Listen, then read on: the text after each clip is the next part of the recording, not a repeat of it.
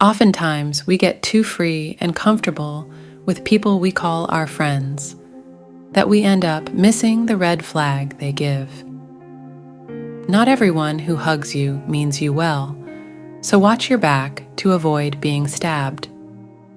Keep watching and see what happened to a lady who trusted too much.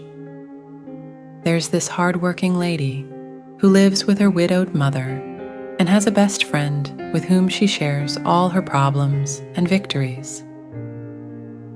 This lady is a businesswoman who works hard to help her widowed mother and also herself. Not only those she helps herself, but also her friends, who happen to be jobless and lazy. Whenever they go on outings, she would pay for whatever they get without any worries. One day, out of the purest intentions, she decided to give her best friend some money to start up a business of her own so that she could help herself financially. Unknowing to her that this friend of hers took offense to this kind gesture of hers. Instead of appreciating it, she vowed to herself to ruin the lady for belittling her.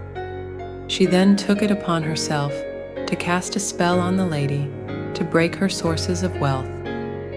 She performed the spell, and shortly after, the lady fell ill. She was taken to the hospital, but after months and months of treatment, there was no improvement in her health. Her mother and she kept on spending so much money on treatments to the extent of bankruptcy. Her business closed down as a result, and all her assets were sold. But at a point, her mother, who was quite religious, realized it might not be a natural illness, but rather a spiritual illness. So she turned for spiritual help, and gradually they began to see improvement in her daughter's health. All the while, the friend was still by her, claiming to be supportive and loving toward the lady. Unknown to the lady about her friend's evil doings, she appreciated all the friend's efforts and considered her a sister. As the lady's health improved, despite losing her wealth, she found love. She found a loving man who proposed to her, and she said yes. Thrilled with the news, she rushed off to inform her best friend of her engagement. After breaking the news to her friend, the friend expressed her excitement and congratulated the lady. But deep down, she was dying of jealousy. Jealous and engraved, she thought to herself, how could she get engaged and leave me single? She was furious that the lady would soon get married and leave her alone. So she began plotting against her. She tried many methods to break the engagement, but nothing seemed to work. At a point, she began paying off men to stop the lady's fiancé on the way and tell him all sorts of bad things about the lady, to the extent of paying people to tell the lady's fiancé that the lady is a cheat and isn't deserving of his love. But despite all the rumors and allegations thrown against the lady, her fiancé stood by her.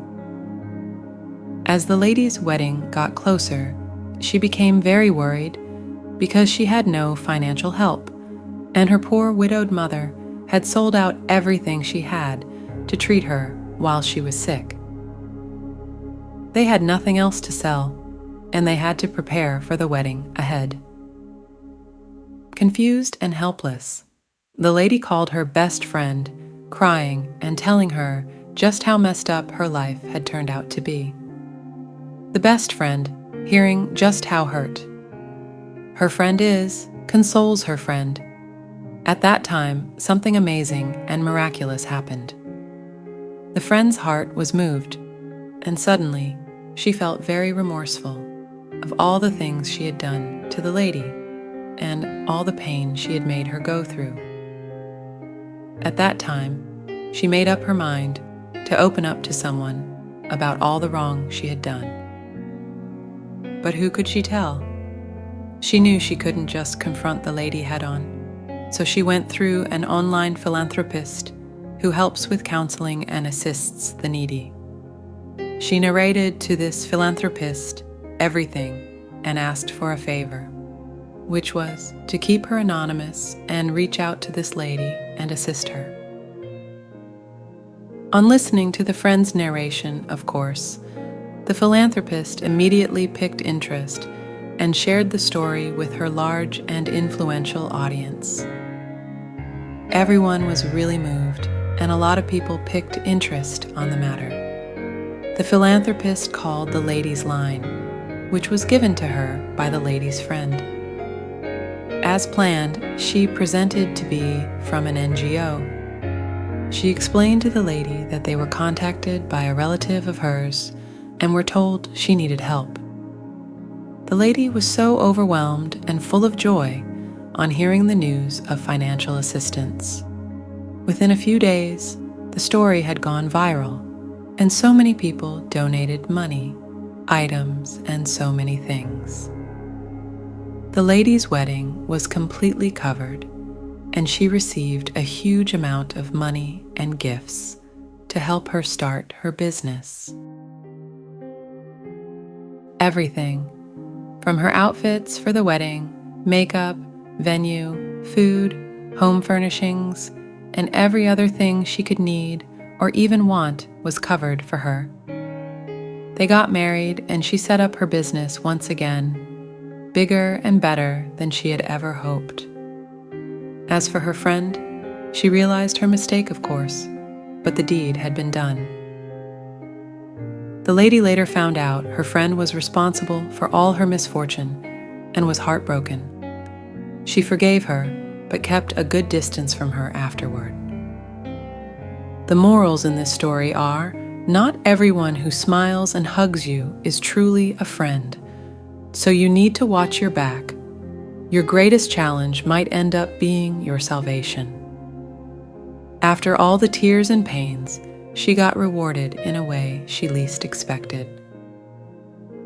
What's meant for you will surely get to you no matter how long, even if it means coming through the hands of your worst enemy.